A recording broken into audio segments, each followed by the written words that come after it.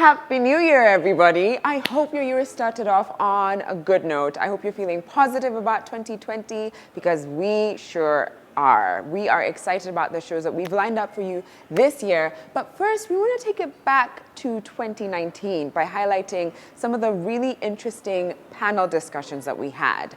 I'm Sharon Mundia, and you're watching Living With Us, and we're here at Park-In by Radisson. And now for the first segment, we are diving into two panel discussions that I thought were particularly interesting. One was on youth and employment or unemployment, and it got a little bit fiery here and there, but I love that we were having open conversations. And the second was about diving deep into the life of a YouTuber, and we got incredible YouTubers, successful ones too, to share some insights on their lives. So take a look at that.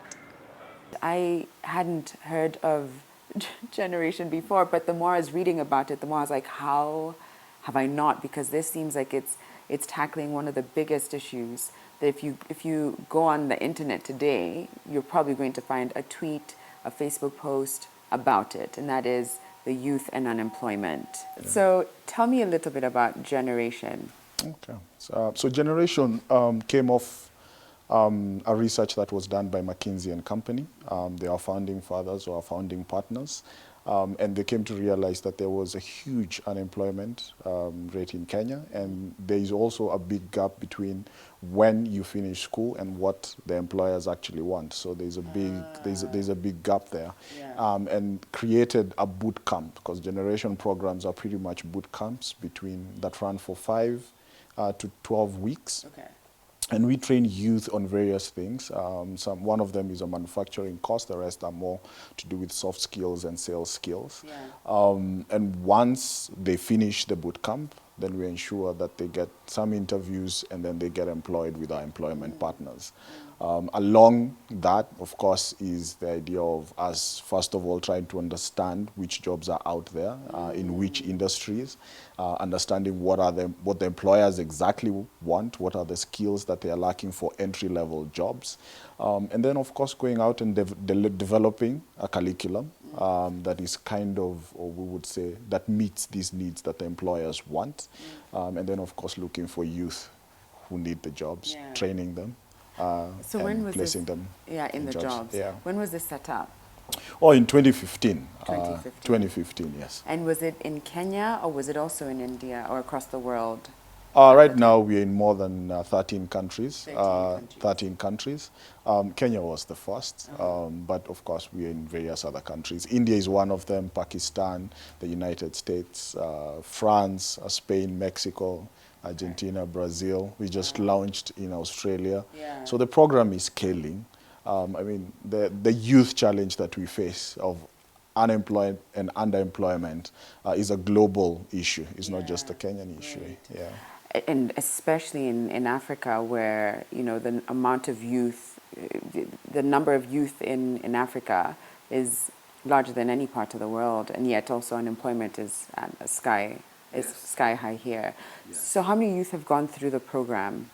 So far we have trained over 17, the actual graduates, yeah, Sharon, is 17,050 as of 2 weeks ago. Oh. 84% of them have been placed into meaningful jobs. Okay. So the impact there is quite good. Yeah, it's clear. Yeah. And how did you hear about Generation, Catherine? It was through media. Yes, through media. Okay. Yes. You saw a post or an article? Yes, it was a post on Facebook. Okay. And what did the post say, and what made you apply? Okay, by that time, it was the first time to start in Kenya, I think back in 2015. So I saw a post on Facebook from a friend of mine. Then I said, why don't I give it a try? So I applied.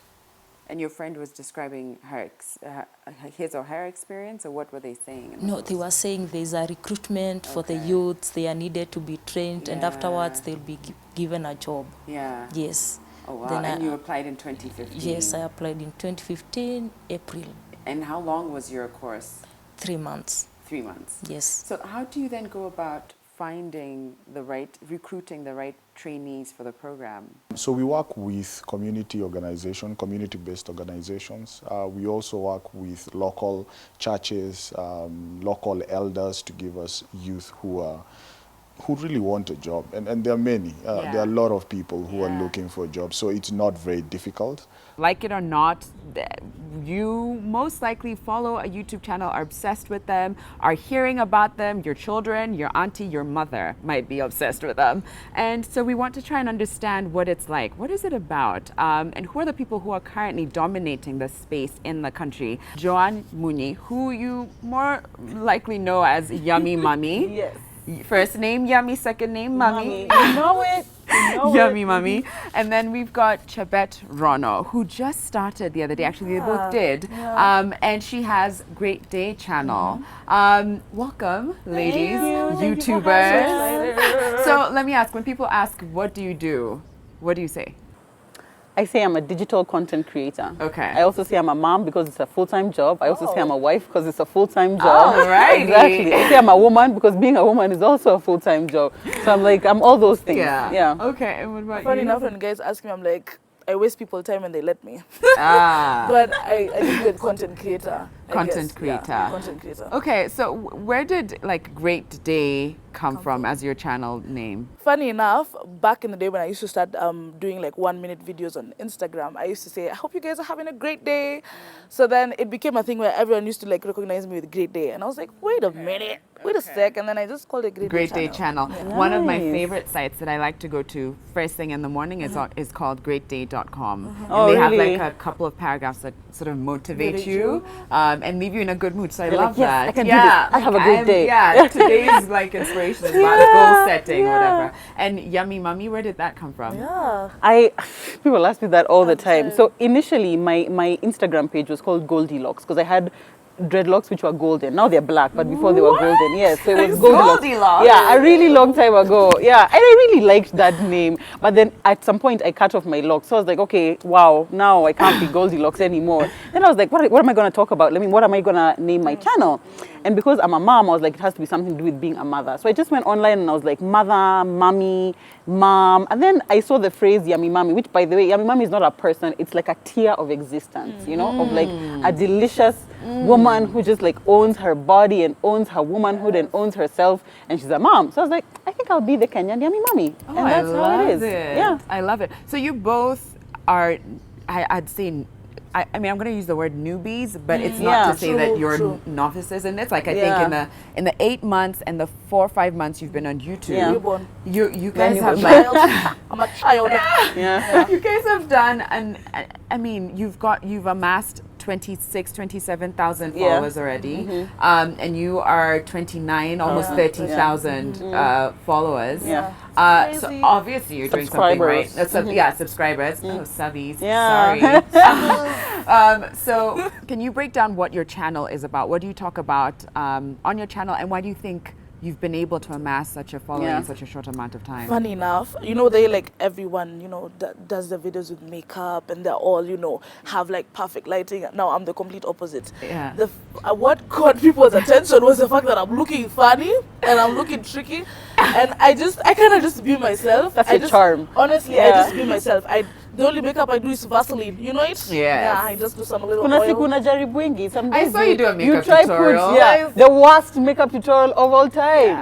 Because then it was And your like humor is at the You're core of everything hilarious. you do. You Oh, just wow. want people to feel Yeah, good. yeah. Exactly. I'm just me, and I guess Yeah. like I do like anything, any content I'll deliver, I'll make sure it's just me. If it's a makeup tutorial, I'll just put myself. You in even there. prank call Crazy. celebrities. Yo, that Yeah. was like what made me. Blow up. Thanks, guys. Yeah. Yeah. As your subscriber, I can tell you, the reason why I love your channel is because it's like life is already so complicated. But then you go online and you see something which just makes you laugh and just makes you forget about like things for a while. Yeah. It's nice. That's why we love you. Yeah. Okay, yeah. Okay. And what about you? What's your My channel, What's your channel about? I Yeah. think it's about womanhood, because I talk about so many different things. I talk about being a mom, I talk about being a wife, I talk about just my life, like my career, I talk about education, I talk about personal care, I talk about makeup even sometimes, like my struggles with makeup. I do girl talk. I talk a lot about like gynecological issues because my dad is a gynecologist. So I just talk about, I basically just, I address things that I just go through on a day-to-day basis, which more often than not is what many other women go through on a day-to-day basis. I've had the pleasure of hosting some of the biggest names in the YouTube sphere in the country. And right now, I've got a gentleman who has over 136,000 subscribers on YouTube. His name is Henry Desagu. Welcome, Henry. Thank you so much. Or should I call you Desagu? Which one do you prefer? Desagu. Desagu. We'll stick with Desagu. I think it's easier. Okay. Yeah. When did you first join YouTube?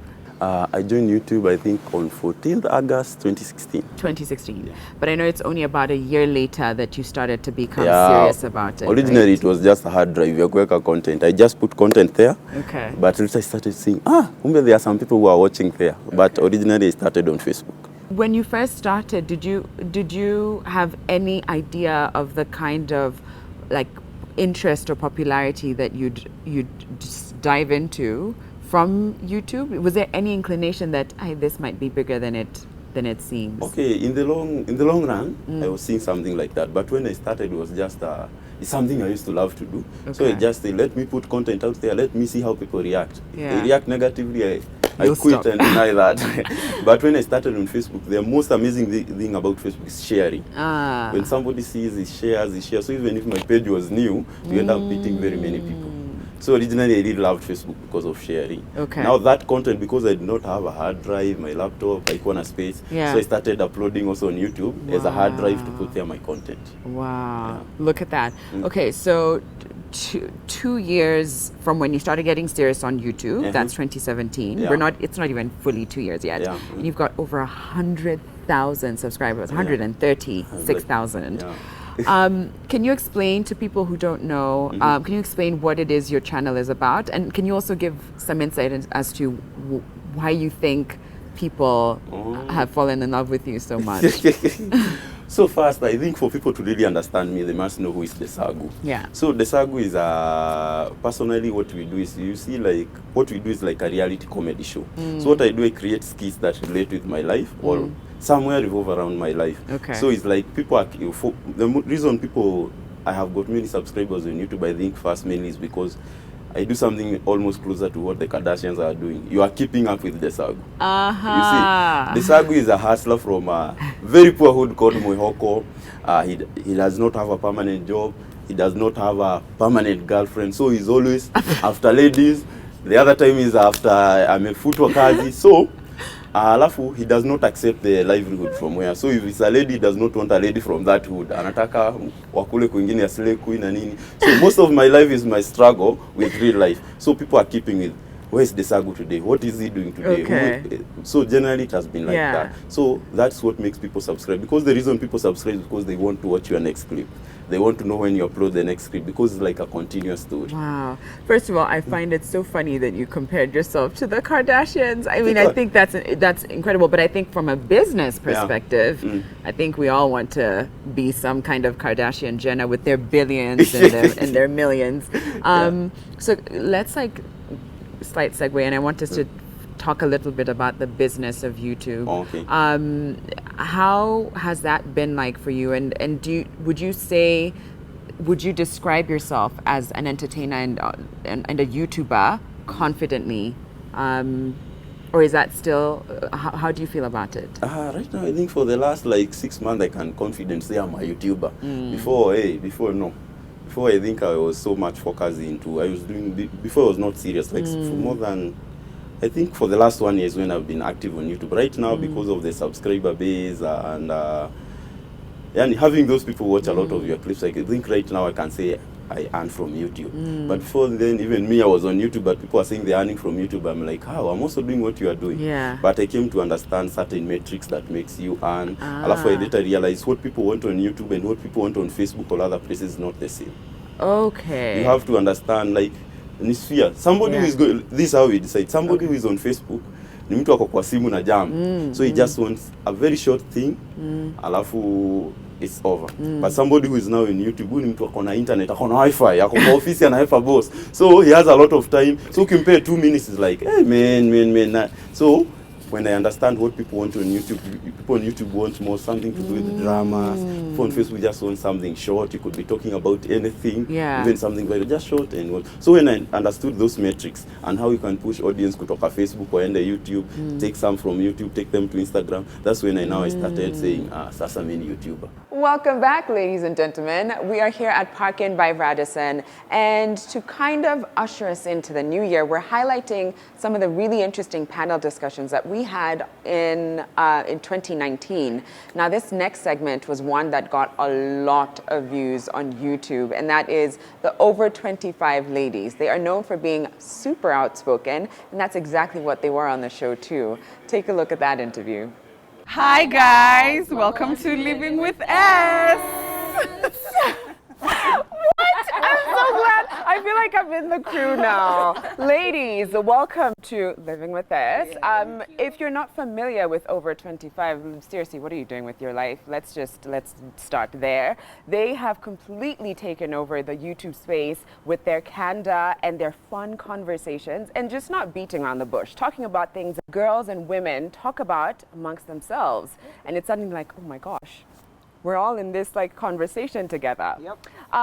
So I have to start by asking about the origin of Over 25, just in case someone who's watching isn't familiar with the beginning, how it all came together. So, great. Julia's question. Julia, why don't we start by introing who we are? Yeah. So we can start with you. I'm Ivy. You've got Ivy. I'm Shiki. Shiki. Julia. Yes. And Lorna. Lorna. But guys call me Lonzi. I noticed. I was gonna say friends or like Lonzi.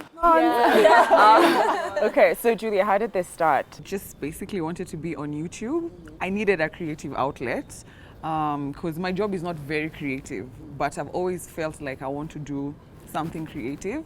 And at the time, YouTube wasn't what it is right now. It was just, I was looking for a little place where I can talk with my friends, and then we have a little bit of engagement and a little bit of, and I didn't want to do it alone.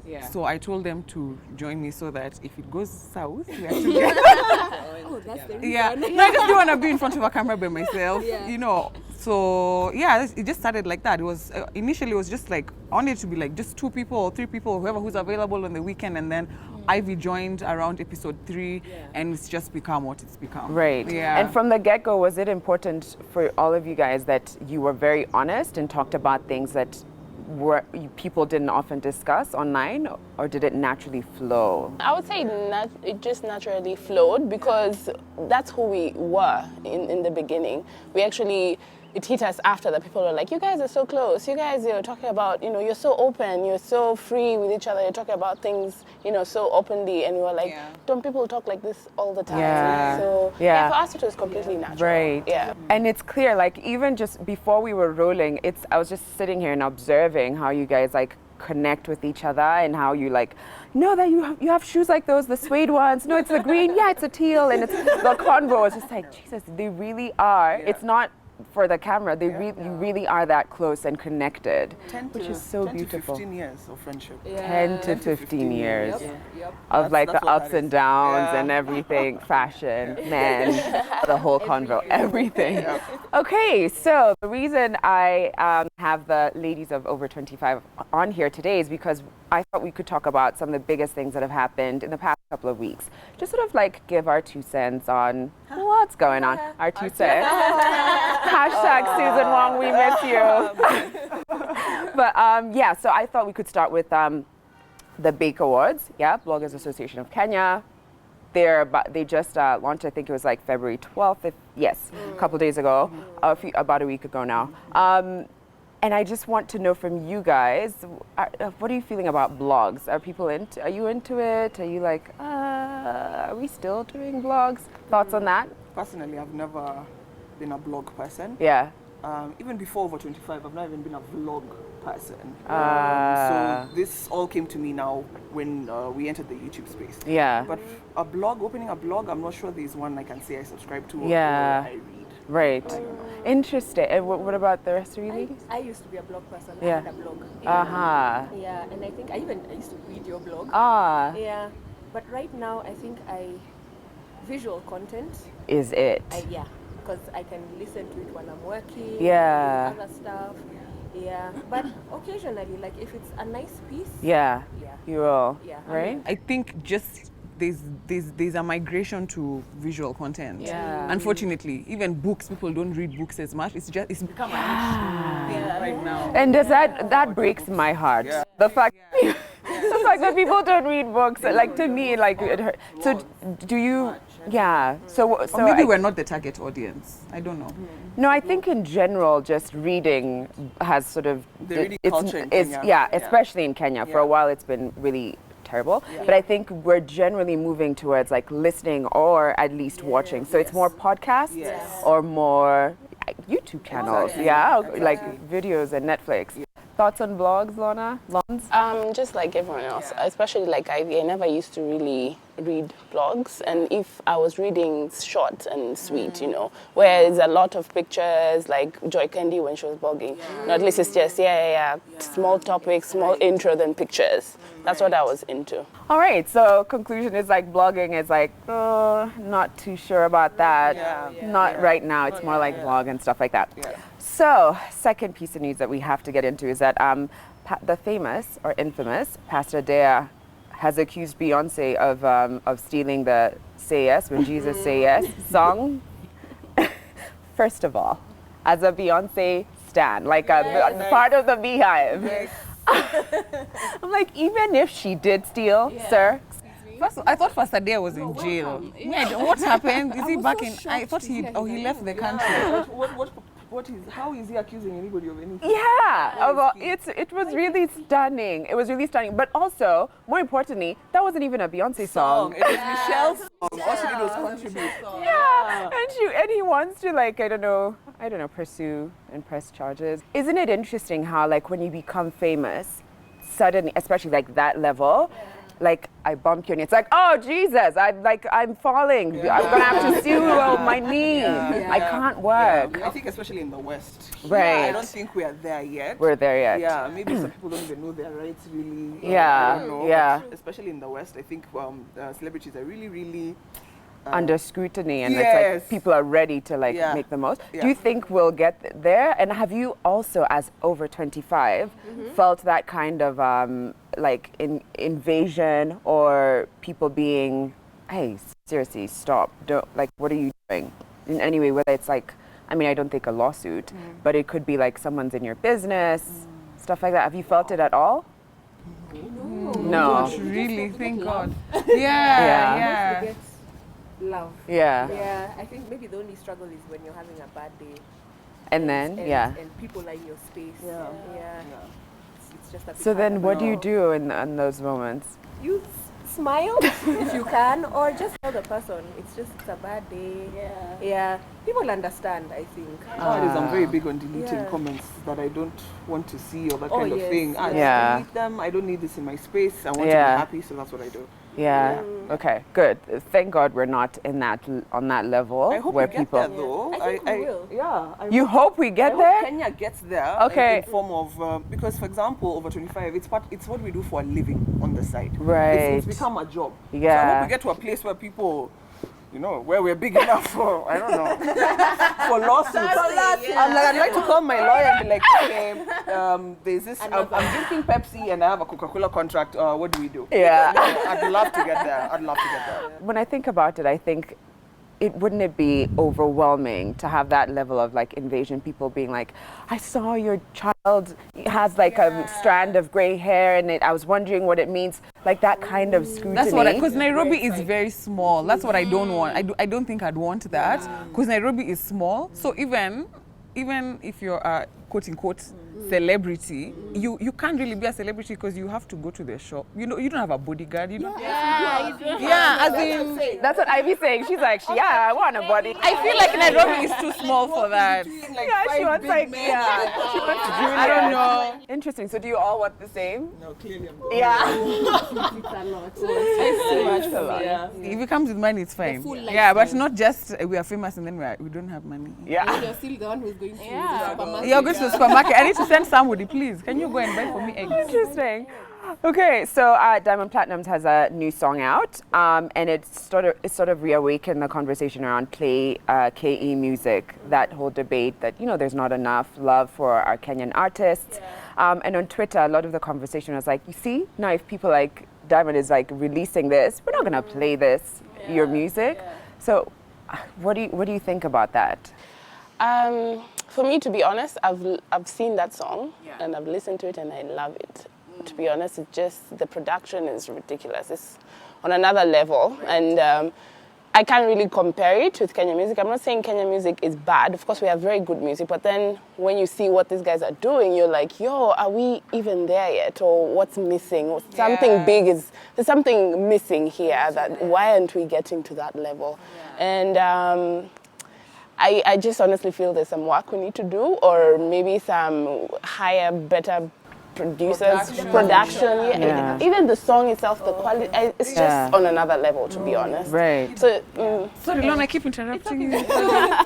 So it baffles me that there's I don't know, I feel like a country, we're so developed, even mentally, where we're educated, whatever, but then I'm wondering why is it that we're in the music industry, or even in the arts, there's a gap. There's a gap I don't get. Yet you can see there's an interest in it, but it's just not catching. How did you come about to form Nigani? How did this come about? So Form Nigani was looking for someone to think about contraception from a future's perspective. And so I think they were searching, and they say they found me online because they wanted a Kenyan futurist.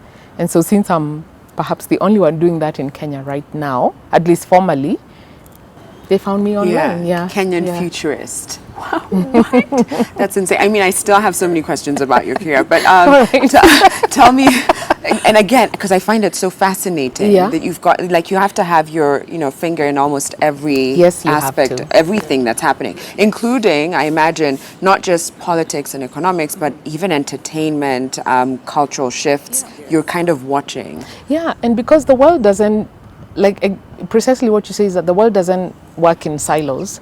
And if you think about it, the way we've organized, the way we talk about things is in silos. So you talk about health as if health exists on its own. But if you think about it, everything is interconnected. And so you're right. You have to put your finger on everything to be able to make sense out of what that might mean for us in the future. So something interesting that I came across last night as I was doing some analysis is this contraception issue. When policymakers, for example, talk about it, they talk about it from the point of view of health, sex, abortion. But if you think about it, it has everything to do with agriculture, food security, because the number of people out of not having contraception and decisions people are making without thinking about it because it's at the spur of the moment actually has a future implication on whether we shall have food access or not. So yes, you're right. It's all interconnected. Yes, it's all interconnected. And in futures thinking, we say everything is a system. So you have to unpack the system for you to understand the underlying issues and for you to be able to make sense and do strategy around it. Shefa, how did you hear about Form Nigani, and what role do you play in this campaign? So Form Nigani has been a story at the back of my mind that I was involved with. I think the first campaign. So a friend of mine reached out and said, hey, there's this thing we're doing called Form Nigani. And I was like, what does that mean? Right? So he said, come to my office. We have exciting people. We are talking about young people. You love young people. We're talking about women. You love women. You're talking about contraception. You love contraception. So just come, right? So it's just three things. So I went to discuss it, and I found it so fascinating that for the first time you're actually having the people who are struggling with the access to contraception, struggling with sex education, struggling with even finding policymakers who understand that sex ed needs to be in the curriculum, having power to have that conversation. So I found it something facilitated, and I said, no, I'm going to be part of this conversation. So this time around, a lovely friend of mine, and I think I have great friends who just always involve me in great conversations, said, please, we're doing another Formally Gani session. Would you want to be part of it and just share experiences, share what you know, because you work in very intersectional spaces, right? And you get to engage all of these questions and dynamics and concerns about where we're going as a society, as young women, as adults who don't have the ability to talk about our bodies, right? And because it pretty much starts from there. And nobody talks about contraception from a place of it's actual medicine. It's not just meant to plan a family. There are people who need contraceptive medicine to deal with their health issues. So people with endometriosis need contraceptive medication, right? So unpacking all of those things, unpacking stigma around it, unpacking the lack of involvement, the lack of investment, and the fact that young people who need this the most are the ones who are told, please just shut up and pray about your body. Like, let's just talk to Jesus about what's going on with you.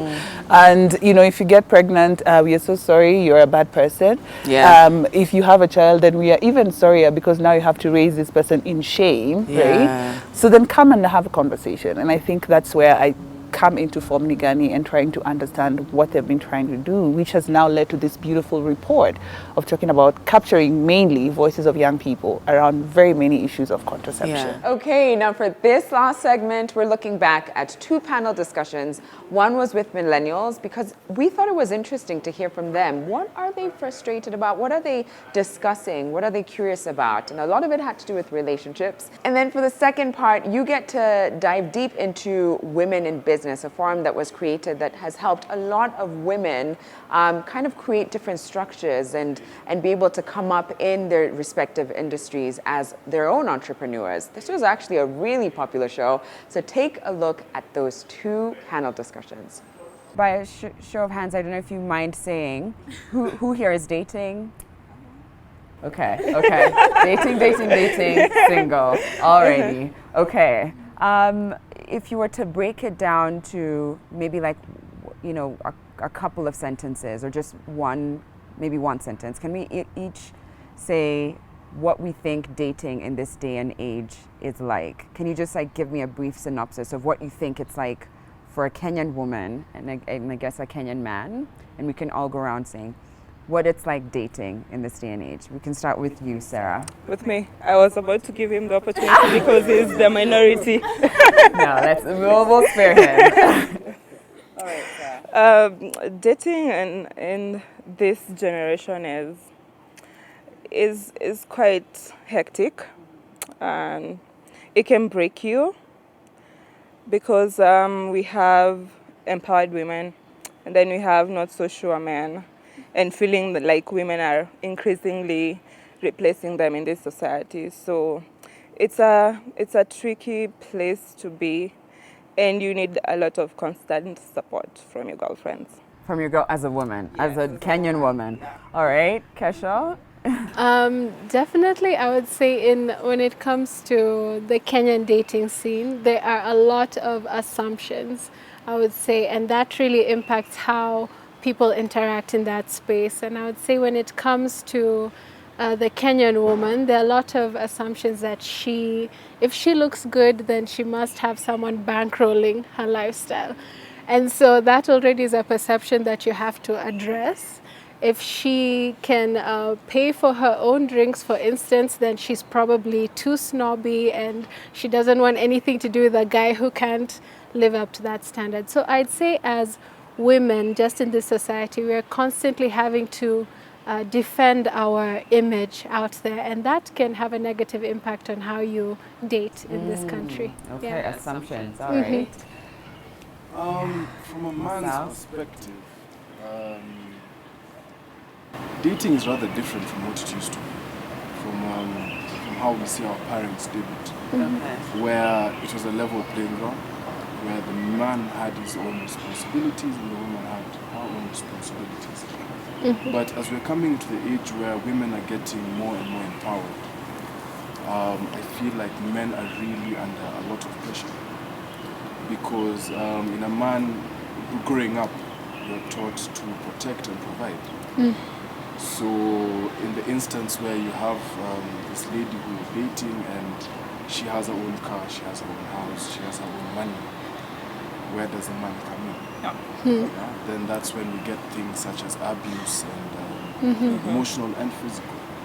So I think it really comes down to the man knowing his worth, because I think that really breaks down a lot of insecurities, and also just respect across the field. All right, okay.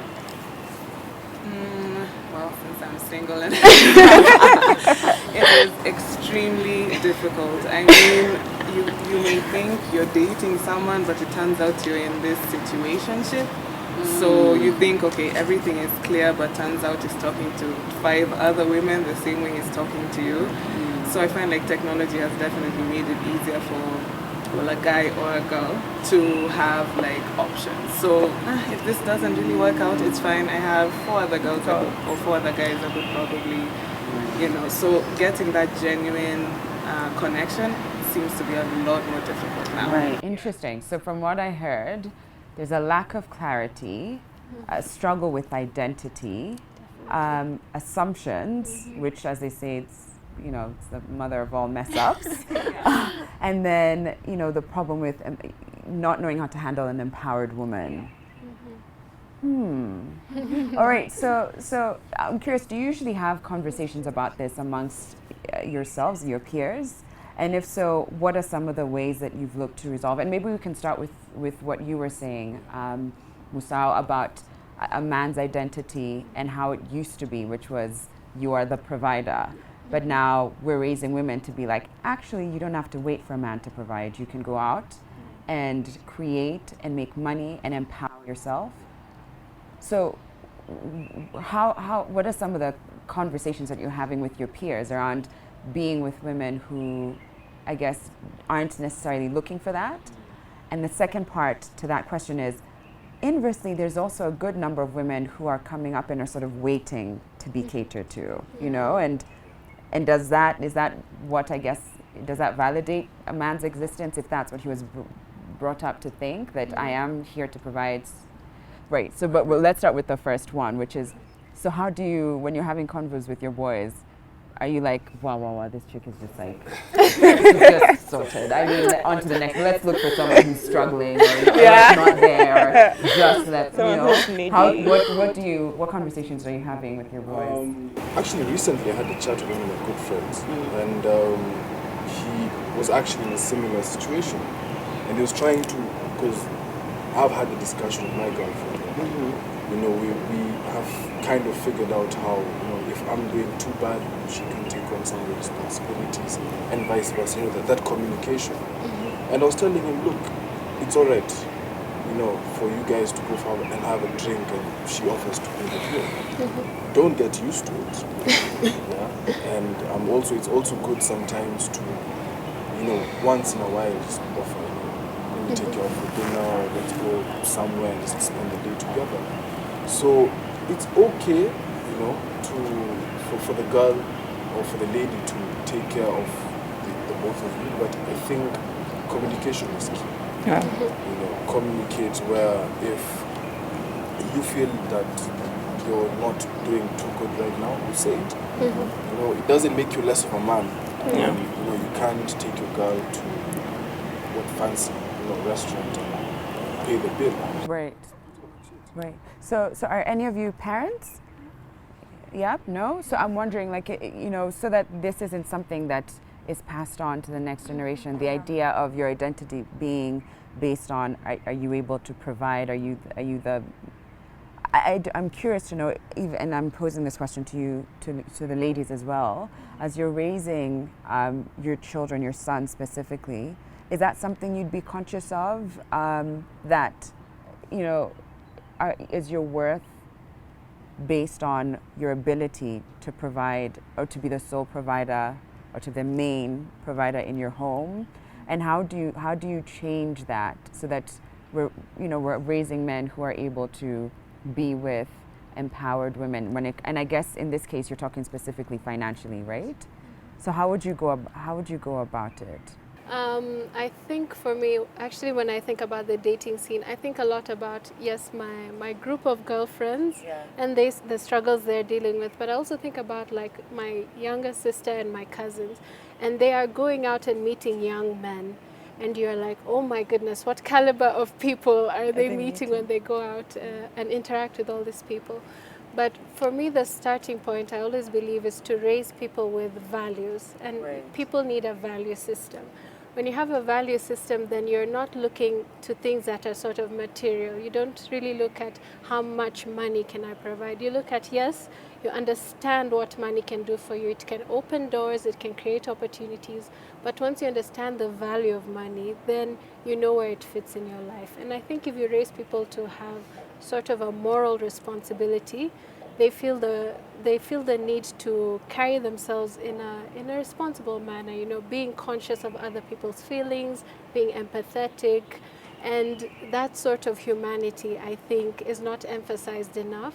And once it is, then you're going to have people who are in quality relationships, and it has a ripple effect, because now if you raise someone who is morally upright, that's someone who's going to share those values, and you know, it ripples into the society. So for me, I think values are very important. I think I completely concur, because then your identity or your worth isn't pegged on a role that you play, and whether that role is I have to be husband or wife because you can choose not to be, I have to be mother or father because you can choose not to be, or I have to be the top provider, but it's really based on your values and your morals, and whether you know just you seeking to be the best version of you. How long have you all been members of Women in Business?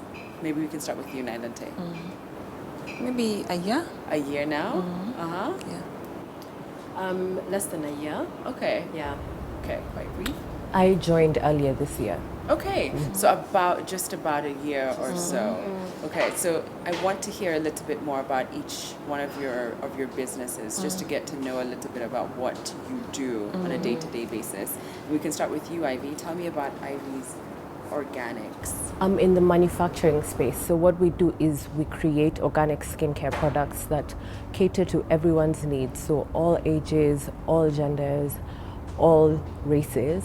And besides the brand that we also have an aspect of the business where we do contract manufacturing, which is where we take on the burden of manufacturing for other people and creating the product, so that if you want to create a product, then you don't have to necessarily do it yourself or go to China to get it done when all the raw materials are here in Kenya. So what are some of the skincare products you've got in your range? So currently I am just doing soaps. However, we are expanding the range. It takes quite a bit of time to create products and put products out in the market. So we have a variety of 6 products that we are doing right now in the soap area, but we will be expanding and creating a whole skincare line. That's the goal. Okay. And what about Scrumptious Eats? I have to say I'm really hungry, and that name is not helping. Scrumptious, I'm just like, are you going to surprise me with a bowl? I'm kidding. No pressure. But because we're about women in business, I did want to honor women in business, and I have been dressed by women in business. My eyeshadow is by Susie Beauty. Okay. My top here is by Waithera. This is by Women in the Farmers Market. Yeah. Maasai Women in the Farmers Market.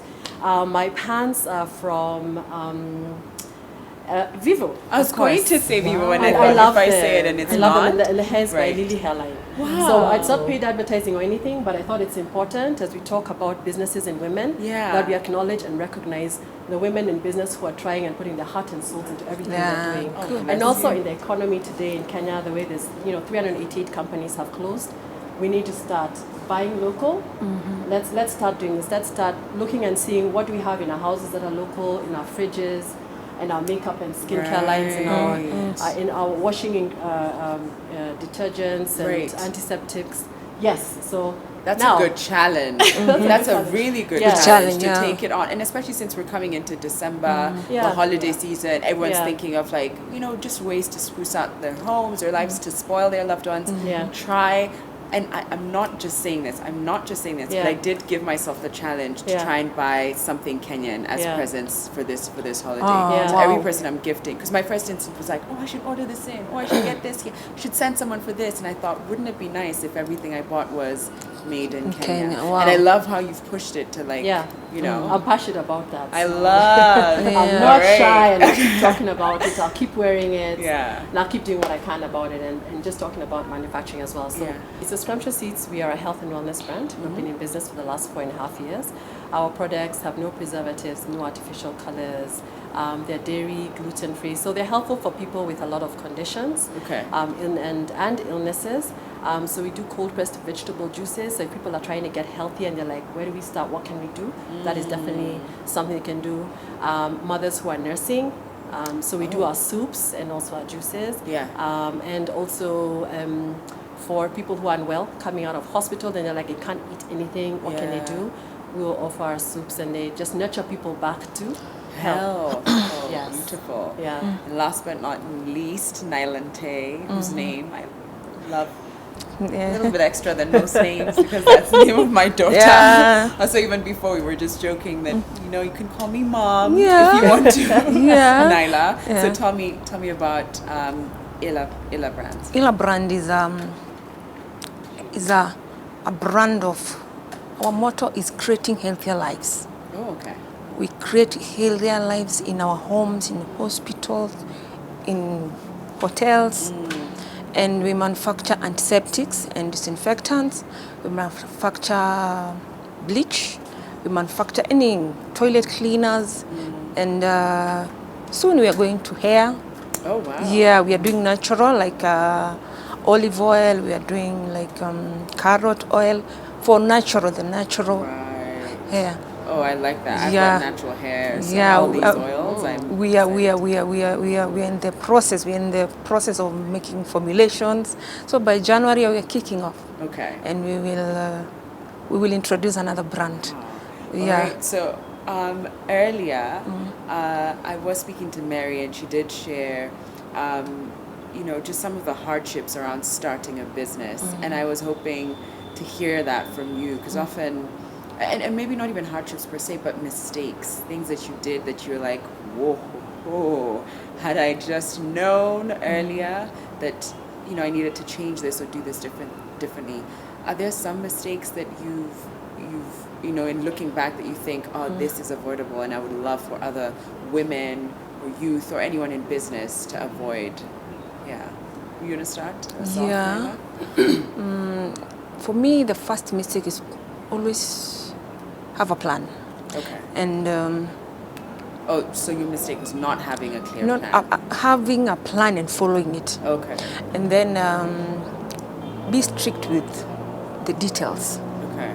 Don't overlook some things in the name of trying to protect some people. When you decide on something, follow it. Right. Yeah. Did you find yourself in a bit of in a fix mess somewhere, because I had to compromise some things and overlook some mistakes. Right. So if something is not right, I don't take it. Right. Yeah, if it's not right, it's not right. Let's talk about that. As a woman who's having to come off strong and be like, that does not work with me. That is not acceptable here. Do you ever have any moments where you're like, they're going to think I'm mean, I'm rude, I'm a B word, they're going to think I'm too much? I do it myself. If I see you're not doing the way I want it, I do it myself. So you have no option but to follow. Right. Yeah. So there's no qualms in no, being no, this isn't going to cut it here. No. I need you to step up. No. That's good. I love that. Okay, and what about you?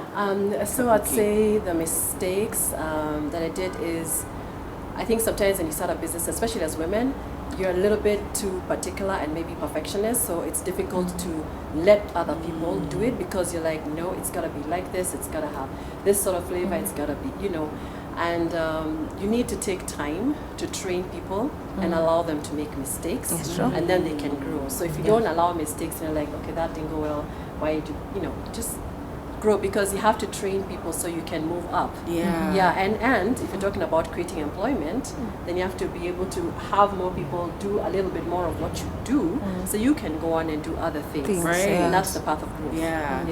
And it's a wrap, ladies and gents. Thank you so much for watching today's show. We'll be back tomorrow with another 2019 highlight. But for now, I'm going to bid you farewell. I hope you have a great rest of the day. I hope you start your day on the right note and you're feeling really positive about 2020. And I'll see you tomorrow. Bye, everybody.